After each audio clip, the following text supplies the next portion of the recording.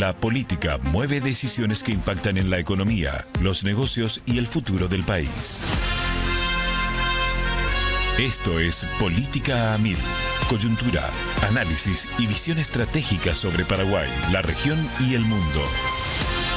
Con el doctor José Tomás Sánchez. Una propuesta de NF, Economía e Inversiones. Siempre que hablamos de temas importantes, tratamos de rodearnos de la compañía que nos trae los datos que necesitamos para entender el futuro del Paraguay, pero mejor aún comprender su presente como punto de partida. Y para hablar de Política a Mil, donde vinculamos el desarrollo, o sea, tocamos la política, pero siempre desde la perspectiva de desarrollo, ya está para acompañarnos el doctor José Tomás Sánchez, luego de algunos días. Hola doctor, ¿cómo le va? Bienvenido. ¿Qué tal, Pablo? ¿Cómo estás? Un saludo a toda la audiencia en este día medio veranillo. Sí, veranillo. Agradable, lindo. ¿De qué vamos a hablar hoy, doctor? ¿Viste, ¿Y Pablo, con quién? Ya, ahora mismo vamos a presentarle. ¿Viste que Paraguay está en la vidriera en muchos lugares, ¿verdad? En muchos países? Se habla más de Paraguay por buenas razones, por supuesto. Tal vez siempre se hablaba de Paraguay, pero a veces no por buenas razones. Se está hablando por buenas razones, por curiosidad. Y el gobierno actual se puso una meta bastante ambiciosa que hace unos años hubiera parecido una exageración, ¿verdad? Planteó duplicar el tamaño de su economía en 10 años, crecer al 7% anual, mirarse en el espejo de aquellos países que habían logrado superar esa barrera esa coraza que rodeaba al mundo desarrollado y que parecía inaccesible. Los tigres asiáticos, por ejemplo, habían logrado superar desde condiciones de subdesarrollo esas corazas y entrar al mundo desarrollado. Y Paraguay se espejó en eso y pensó también, o se planteó también ahora recientemente, trazar ese camino y caminarlo, ¿verdad? Ese es el corazón del Plan Paraguay 2X, que busca duplicar nuestro Producto Interno Bruto, que hoy podemos decir grosso modo estamos en 50.000 millones de dólares, y pasar al club de los países que tienen un Producto Interno Bruto de más de 100.000 millones de dólares.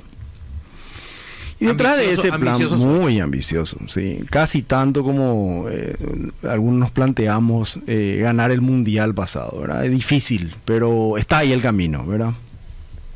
Detrás de este plan, Pablo y audiencia, hay un hombre que conoce este plan desde adentro, estuvo directamente involucrado en su diseño y está hoy involucrado en su implementación desde la propia Presidencia de la República.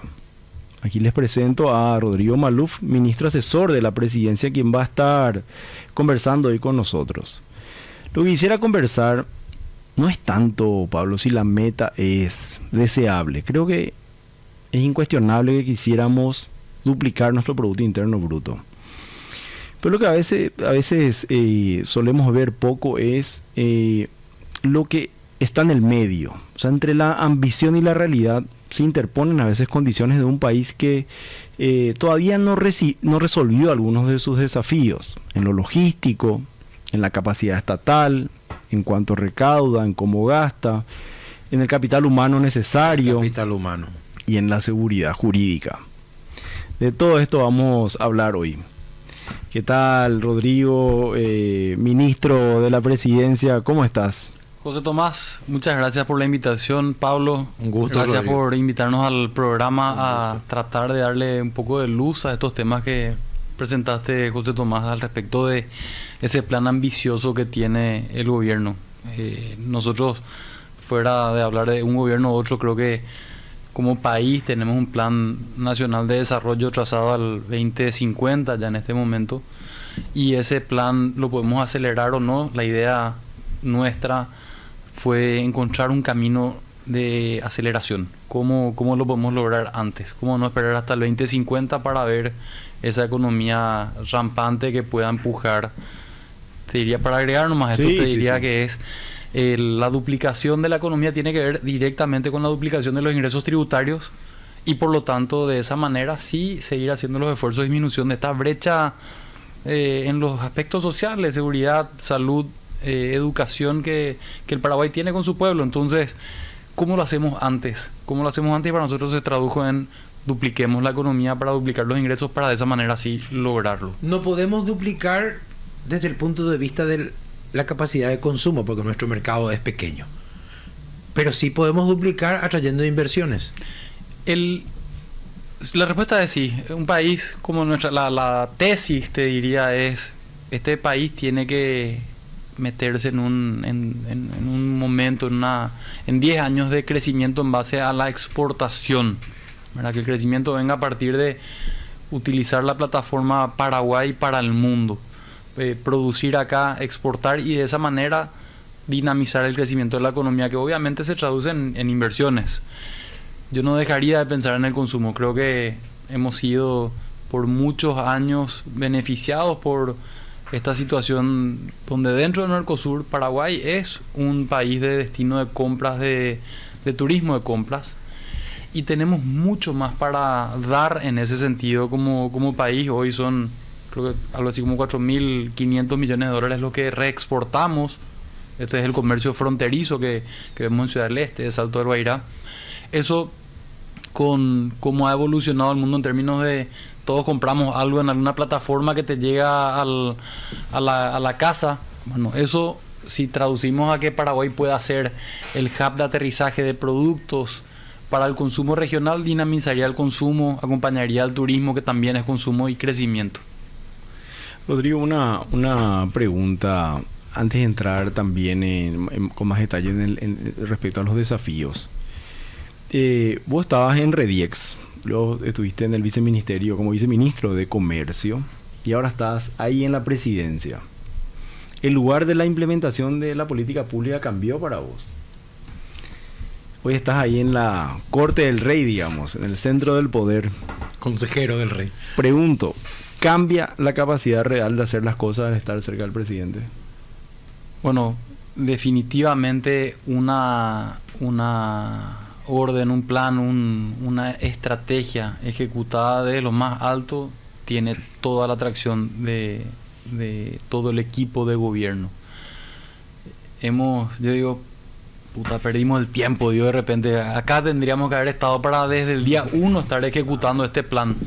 Entonces siento un poco de eso, pero bueno, el camino que hicimos es un camino donde realmente se incubó una estrategia en la institución que la debe cuidar de aquí en adelante, que es el Ministerio de Industria y Comercio, porque es una estrategia de exportación, ámbito completo del Ministerio de Industria y Comercio. Entonces lo incubamos ahí, lo llevamos, el presidente vio en este proyecto en esta estrategia un legado, este gigante que resurgió, que se quiere sentir gigante, que está viendo datos que nos tienen que hacer sentir orgullosos, ¿verdad? Porque el crecimiento económico está de vuelta. No estamos peleando con el Banco Central porque yo estoy seguro que de vuelta se equivocaron en sus proyecciones. Este año vamos a estar arriba del 6%. Estoy seguro de eso, porque eso tiene que ver con la inversión extranjera que estamos viendo, que tiene como un dato... La proyección está más o menos en 4 y poquito. Está en 4. Sí. Pero el año pasado arrancamos en la misma discusión. Y terminamos en 6. Y terminamos en 6,6. 6,6. ¿Verdad? Y este dato de la inversión extranjera directa, que el año pasado superó los 1.200 millones de dólares, a ratificar datos por el Banco Central, para nosotros es un paso más de la estrategia de crecimiento. Es, en base a la inversión extranjera, seguir creciendo. Arrancamos este periodo 2023, veníamos con 350 millones de dólares de crecimiento en inversión extranjera por año. Pasamos los 600, nos quedamos muy cerca de los 600 al siguiente año. Rompimos esa barrera, llegando muy cerca de lo que fue el récord, 890 millones, y el año 2025 más de 1.200 millones de dólares. Nunca Paraguay vivió esto. Sí, nunca fuimos un país que atrajo mucha inversión extranjera. Estábamos siempre por debajo y todavía estamos, a pesar del avance enorme, estamos todavía medio por debajo del promedio regional o de países como Uruguay. Y la aspiración es que el grado de inversión te deje en un estadio como el de Panamá, Uruguay, de 3.000 millones de dólares de aumento por año. Estamos en camino a eso. Y sobre eso quería indagar un poquito más. ¿Cuáles son los pasos para, digamos, vos estás ahí en el liderazgo de este plan, hablando con muchos actores? ¿Qué es lo que señalan así como lo positivo y qué es lo que señalan como, Rodrigo, necesitamos destrabar esto? Estas son las áreas claves. No sé, te escuché hablar, por ejemplo, de la hidrovía. La hidrovía como nuestra ruta 2. Yo soy de Ciudad del Este. Para mí la ruta 2 siempre fue así parte nuclear porque teníamos que venir de Ciudad de Asunción, ¿verdad? Y vuelta. Bueno, la ruta 2, nuestra ruta de salida del producto principal es la hidrovía, ¿verdad? Que a veces tiene todavía muchos problemas. No sé si ese es un punto. Bueno, yo creo que tocaste lo neurálgico de la logística del país. Un país mediterráneo necesita eficiencia logística de salida a los mercados, que claramente es el río Paraguay en este caso. No hay cómo competir con eso. No hay camión, no hay vehículo de alto desempeño, no hay tren que logre los costos que hoy puede ofrecer una hidrovía que esté invertida, que esté con procesos de mantenimiento activos. Hoy sacar una tonelada del país por agua son $35. Estamos hablando de que por tierra eso se va a $160, 4, casi 5 veces más de lo que cuesta sacar una tonelada por agua. Entonces, que le hayamos mirado en este gobierno a la hidrovía, que hayamos empujado un proyecto de corte de 13 pasos de piedra difíciles que están desde Asunción hasta Concepción, que estemos habilitando un proceso de hacer una obra de infraestructura a la altura del Bermejo que sedimenta todos los años y frena la salida y subida de barcos, buques, remolcadores que empujan estas barcazas, son parte de esto de una hidrovía 100% del año operativa a 100% de capacidad. Cuando hablamos de capacidad nos referimos a que el calado esté entre 10 y 11 pies y no entre 6 y 8. 3 pies más de calado en nuestras barcazas es que vos puedas llevar 60% más de producto, ¿verdad? No solamente porque cargas más, sino que como el río se convierte en un río más ancho, podés tener un convoy más grande. Entonces, esa es la hidrovía que soñamos, que a su vez tiene que tener planes B y C. El plan C debería de ser la logística por tierra habitual, y el plan B debería de ser que Paraguay se empiece a integrar, por lo menos en las ciudades fronterizas, con los sistemas ferroviarios de los países vecinos. Y ahí tenemos una oportunidad clarísima, que es poner en funcionamiento la estación de carga de Encarnación, que nos conecta con los puertos de Zárate por lo que es la ferrovía de Urquiza. Pero el convertirnos, vio que hay un polo de desarrollo clarísimo en el Chaco paraguayo, que se va a terminar de concretar cuando las obras civiles terminen y nos conecten Atlántico-Pacífico. Yo estuve explorando con entrevistas telefónicas en Carmelo Peralta, en Loma Plata, en varias partes, y es ostensible la cantidad de instalación que ya hay, de gente que está desembarcando. Son depósitos, nuevas estaciones de servicio. Ya está cambiando el panorama. Hablaste de gente, demográficamente lo que está creciendo el Chaco Central es increíble. Me dijo el candidato a intendente, el que es actual intendente de Loma Plata, que a razón de 1.000 habitantes más o menos calcula por año que se suman 1.000 habitantes nuevos que emigran de otras partes del Paraguay y se suman a Loma Plata. Imagínate, sobre una base de 40.000 es enorme lo que estamos viendo. Entonces, la gente está viendo lo que va a pasar ahí y lo que está pasando. Ahora, yo vislumbro en el futuro, porque el sentido común te lo dice. Eso puede ser un hub logístico de transporte de carga aérea, por ejemplo. Si se llega a explotar los recursos naturales, por ejemplo, el gas, ni qué decir el petróleo. O sea, se van sumando tantas cosas que, digamos, ¿no se puede competir con la hidrovía? No. Para sacar y meter productos, no. Pero sí se va a convertir en un polo de desarrollo de límites incalculables. Los colonos menonitas llegaron el año que viene, realmente a comienzo del año que viene, cumplen 100 años desde que están en el Chaco paraguayo. Llegaron a lo que nosotros vemos hoy, que es probablemente el PIB per cápita más alto del Paraguay lo tenemos, o uno de los más altos los tenemos en el Chaco Central. ¿A qué voy con esto? Sin energía, sin agua, sin rutas, hoy están mostrando eso. Y eso significa que si le pongo rutas, la bioceánica, la conexión, la ruta 9 que se terminó, la obra de ampliación de la conexión eléctrica, la subestación de Mariscal, ahora estamos detrás de que la ANDE salga finalmente con una licitación de 140 megas de energía solar. Si eso, y el agua, ¿verdad? El agua que en una zona que podría duplicar su capacidad de producción agrícola, porque hoy hacen un solo ciclo agrícola, porque dependen de la época de lluvia. Si tenemos agua, si encontramos la ecuación para hacer el acueducto que tanto buscan las cooperativas menonitas, yo creo que estamos mirando lo que va a ser el polo de desarrollo agroindustrial de las próximas 2 décadas.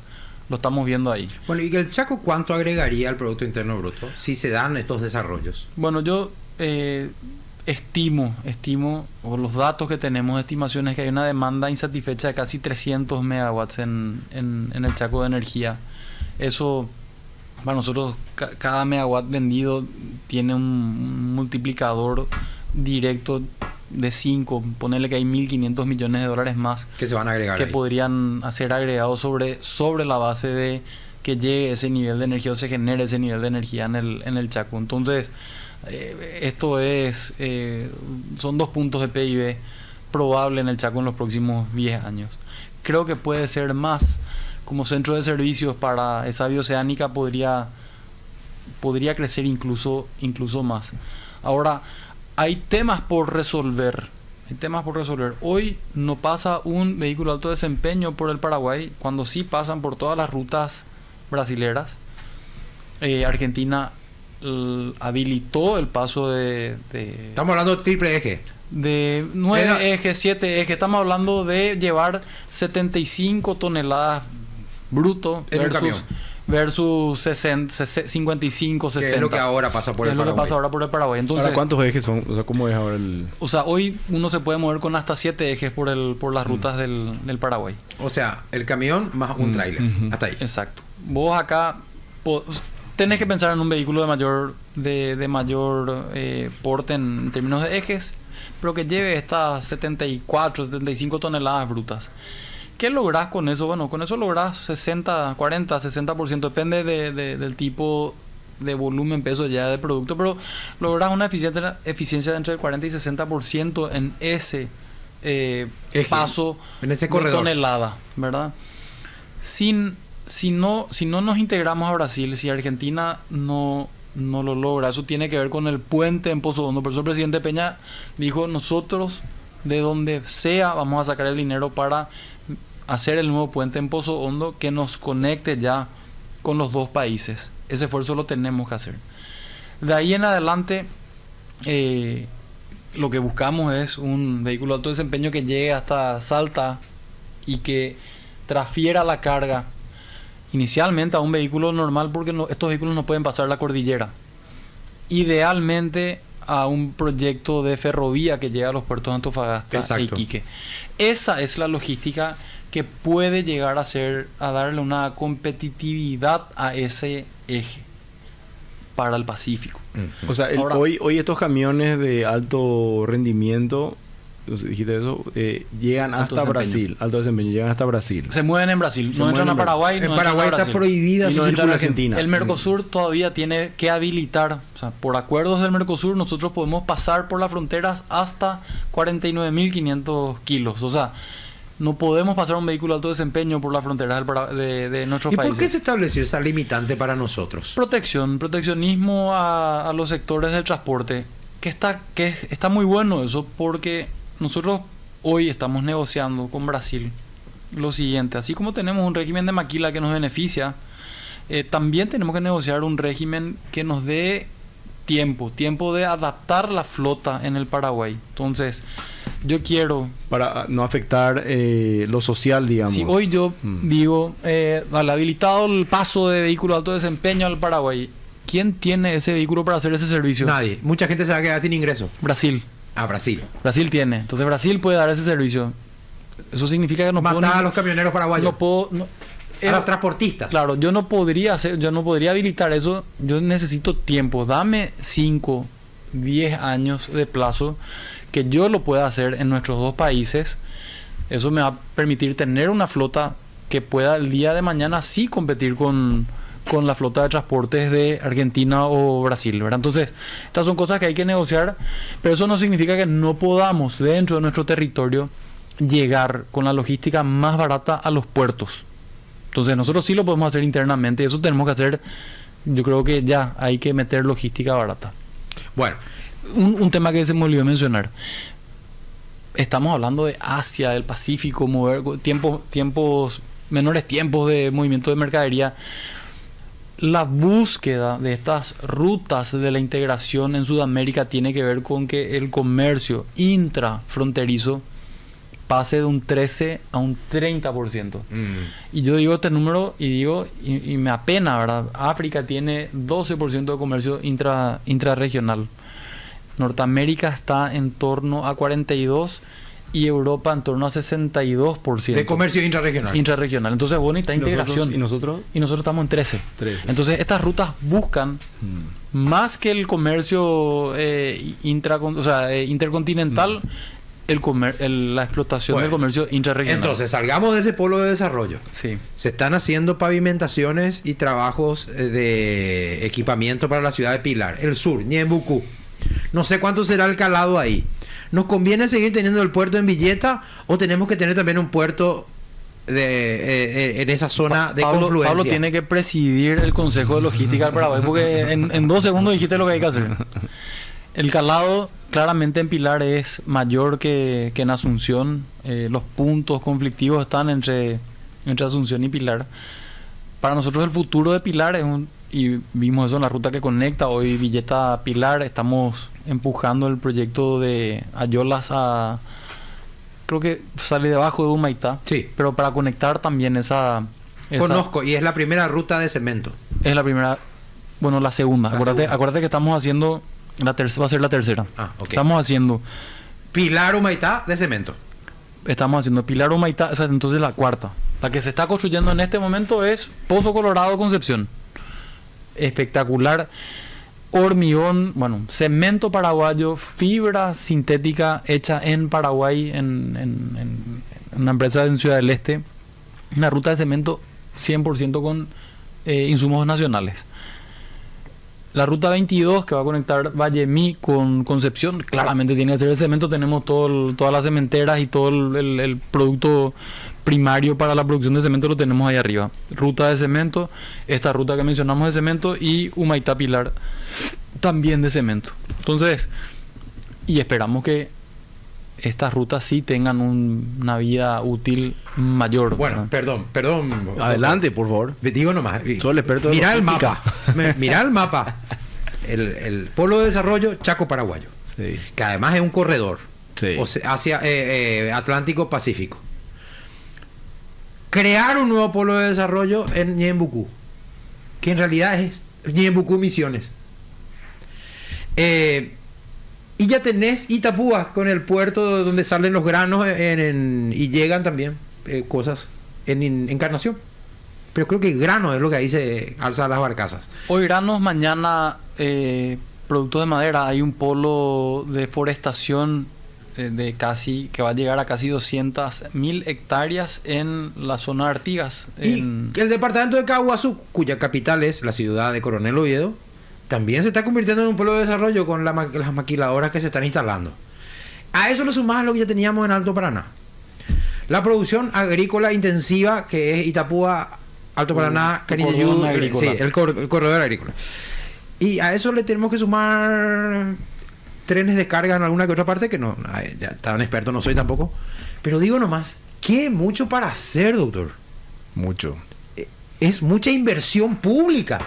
Y ahí está porque te va a venir el inversor para hacer los negocios y hacer todo esto, pero vos tenés que ponerle pues la ruta, las vías del tren, la conectividad digital, tenés que ponerle todo, sí, aeropuerto de carga, todo tenés que ponerle energía, generación de... O sea, desarrollar el Paraguay cuesta miles de millones de dólares. Pero que se puede hacer, no es que no se puede hacer. Digo nomás que estamos haciendo un inventario de necesidades. Sí. ¿Cuál va a ser nuestra estrategia ahí?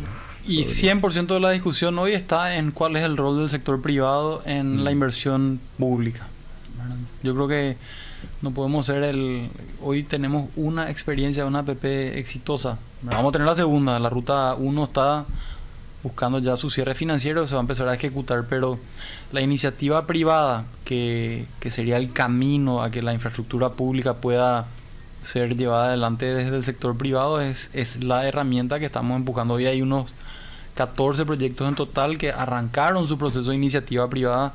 Recuerden que rehicimos la resolución para darle mayor facilidad a ese proceso. Pero son unas 13 iniciativas privadas que han sido presentadas desde el comienzo de gobierno hasta hoy. La que justamente un proyecto de tren de carga es una de ellas, ¿verdad? Un tren de carga de granos. Tenemos proyectos para la hidrovía, tenemos proyectos para la ruta 3, la ruta 6. Bueno, ese es el camino y eso es lo que tenemos que seguir explorando y llevar eso claramente al sector de la generación de energía eléctrica. Paraguay tuvimos la suerte, somos la generación que tuvo la suerte de ver la herencia de la energía disponible. Hoy vamos a ser la generación que va a ver la nueva generación de energía en Paraguay. Después de 50 años, 2030, tenemos que empezar a ver nueva energía generada en este país. Ministro, una cosa que estuvimos tratando bastante también en este espacio es la percepción de la gente sobre la economía y el desarrollo. Y es increíble, pero lo que se va viendo es mayor pesimismo económico. Cierto. ¿Verdad? Caída del índice de confianza al consumidor medido por el Banco Central, la reducción del optimismo respecto a cómo va a estar la economía el año que viene. Y a eso hay que sumar una irrupción inmensa de sectores medios que al emerger de la pobreza o de franjas de vulnerabilidad, si bien mejoran sus ingresos, sus inseguridades se multiplican. Y demandan, ¿verdad?, mejor calidad. Es decir, tenemos 1 millón de aportantes a IPS, tenemos 1.300.000 aportantes a la DENIT en impuestos que están ahí buscando la factura, sienten que ya contribuyen con el sector público, pero que a veces no reciben los beneficios, claro, correspondientes. Eso hace 20 años teníamos 200.000 contribuyentes, ahora 1.300.000. O sea, es otro país también en ese sentido, en la contribución social al sector público. Y la exigencia cambia. Antes, digamos, toda esta discusión sobre la ineficiencia o la corrupción o que no me llegan los beneficios era más distante, moral, evaluaciones que no tocaban el bolsillo uno. Hoy, en cambio, uno contribuye a IPS y que IPS no te responda, es como el nivel de enojo entiendo que no es de tu área de trabajo, vos estás en otra, pero ¿cómo lees también una serie de iniciativas de proyectos que parecen muy esperanzadores y prometedores? Muchos ya se están concretando, pero todas las inversiones grandes llevan su tiempo versus lo que se percibe, digamos, a nivel social. Yo, primero que me encanta esta discusión, porque si bien me estoy tratando de que los ingresos aumenten, ¿verdad?, que una parte de la ecuación vos tenés que ver cómo se hace el gasto, cómo se genera ese gasto. Y esta situación de IPS que viviendo, que generó también los cambios que se están dando, que necesitan de tiempo para ver el terreno, son cuestión de tiempo para verlo más eficiente de lo que está hoy. Ahora, vos hablaste de percepción, José Tomás, y yo creo que ahí es súper importante notar, y les voy a traer el trabajo que estamos haciendo, porque le estamos siguiendo a la percepción de salud pública. Voy a hablar, no IPS, que para mí es otro, es otra, o sea, pues separemos esa conversación. El nivel de la percepción de salud y el nivel de inversión y gasto en medicamentos es algo que tenemos que mirar y cruzar. ¿Inversamente proporcional o directamente proporcional? vos te imaginarías que si vos estás gastando 250 millones de dólares más en este periodo de gobierno que en el periodo anterior en medicamentos, la percepción debería de mejorar. Sí. ¿Verdad? Entonces, el tema es que no se están hablando, no están conversando estas dos cosas. ¿Por qué? ¿Qué es lo que está pasando? ¿Es un tema de que no estamos llegando con el servicio en los puntos? ¿Es una cuestión de que cambió la forma en la cual nos comunicamos? O sea, ¿qué es lo que está pasando? Entonces, cuando terminemos este trabajo, quiero traer, porque es un tema... Esas son discusiones que tenemos que tener con el doctor acá, que siempre mira Además, esta yo estadística, ¿verdad? lamento decir esto, ¿verdad? Pero se nos acaba el tiempo. Que recién empezamos, y recién Pablo. empezamos. Me parece se nos interesantísima eso que estaban viendo, esa desconexión. Quería hacer una última preguntita, un minutito. Al estar siendo liderada esta política desde el núcleo de la presidencia, desde un presidente, ¿cómo hacemos para que esto se convierta en política de Estado y no de gobierno, y no de un gobierno en específico, y que esto sobrepase la barrera electoral que ya se está acercando? Como te decía, si bien estamos haciendo que esta incubación que se hizo en el MIC vaya a todas las otras instituciones del Estado, acá por algo tenemos la figura de estos consejos de desarrollo en los municipios, ¿verdad? Porque son el balance del actuar municipal. El Consejo de Desarrollo tiene que quedarse y el liderazgo municipal puede cambiar. Esto es lo mismo que buscamos al darle al sector privado todas estas herramientas que desarrollamos y darle a ellos la responsabilidad de ejecutarlo. Ojalá ellos sean, y que es lo que se está tomando hoy. El Consejo Empresarial del Ministerio de Industria y Comercio se apropió de la estrategia, la está llevando adelante, y para nosotros es el Consejo de Desarrollo Económico que tenemos que alimentar con esto para que no se pierda cuando cambie el gobierno. No es el ministro, no es el viceministro, estos son los directores generales y los directores de las instituciones los que tienen que comprar, y en eso estamos trabajando, socializando donde podemos la estrategia y tratando de responsabilizar a las diferentes personas del Estado en lo que tienen que hacer para que esto se dé. Muchísimas gracias. Muchas gracias, Rodrigo. Así ya te tuteo. El asesor del presidente de la República. Muchas gracias por haber venido.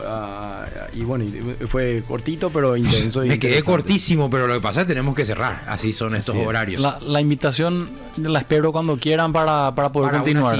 Son muchos los temas que tenemos. Ha sido todo por hoy aquí en Política a Mil. Nos reencontramos en una próxima emisión. Chao. Esto fue Política a Mil. Claves para entender el escenario político y su impacto en el clima de negocios y las instituciones. Encontranos en las plataformas digitales de MF Economía e Inversiones. Política a Mil. Contexto, análisis y perspectiva.